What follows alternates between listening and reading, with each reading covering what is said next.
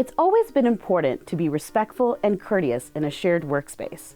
But today, more than ever, we need to be extra careful when sharing a space with others. In 2020, the spread of COVID-19 led to many offices instituting new rules and guidelines. This type of event underscores the importance of a clean environment in which employees are considerate about sharing space. Hey, Luco, let me ask you something. Do you think you're a good coworker to the other people you work with? Sure.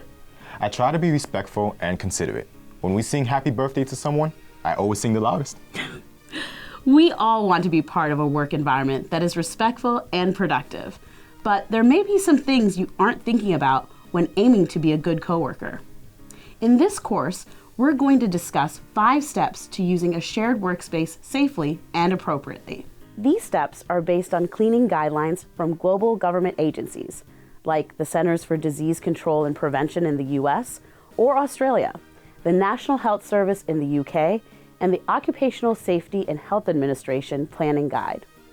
The 5 steps follow the acronym CLEAN, C, communicate, L, limit the spread of germs, E, equipment for everyone, A, adhere to cleaning guidelines from government agencies for office cleaning, N, neaten the office workspace. Well, that would be easy to remember.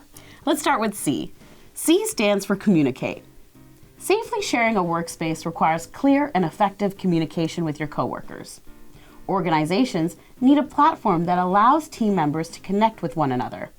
And whether your team is remote or in an office, an online collaboration tool is essential to today's office environments. At my job, we use Microsoft Teams. Exactly. Other popular tools are Slack, Google Meet, and Facebook groups. This ability to connect and communicate creates transparency for employees in sharing their workspace and encourages virtual collaborations. But what would we be communicating about related to the workplace? Their health. It's important that employees feel comfortable discussing their health with coworkers or managers as it relates to work. This includes both physical and mental health. I feel like sometimes people don't stay home when they should. They, are sick and coming to the office, coughing. Exactly.